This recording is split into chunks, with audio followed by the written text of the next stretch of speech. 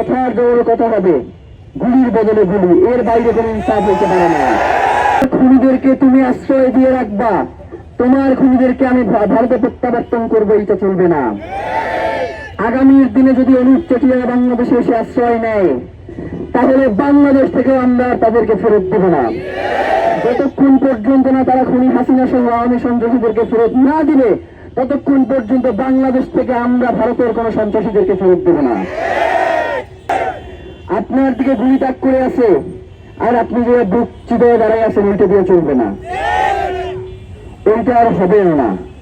বাংলাদেশের সীমান্তগুলোতে এখন দেখেন না আমাদের বিডিআর এর ভাইয়েরা, আমি বিডিআর বলতে একটু বেশি স্বাচ্ছন্দ্য বোধ করি, কারণ এই বিডিআর নামটার ভিতরে একটা জজবা আছে। এই বিডিআর 3 জনের বিরুদ্ধে 30 জনকে ঝুলিয়ে রাখছিল, সেই রেকর্ড আছে, যার কারণে এইটার ভিতরে একটা আলাদা ফিলিংস আছে। যার কারণে দেখবেন যে সীমান্তে যখন বিডিআররা বিভিন্ন ইস্যুর মুখোমুখি হয়, তখন দেখবেন যে পুরো এলাকাবাসী গিয়ে তাদের পাশে দাঁড়ায়। এই এলাকাবাসীতে কোনো সুশীলতা মানায় না, এই এলাকাবাসীর দাও কাছি যা আছে সব নিয়ে সীমান্তে ঝাঁপাইয়া পড়ে। সুতরাং এই সীমান্তে যদি কোনো আঘাত আসে, আমাদের যার কাছে যা আছে আমরা সব নিয়ে সীমান্তের দিকে চলে যাবো। প্রিয় ভাইয়েরা,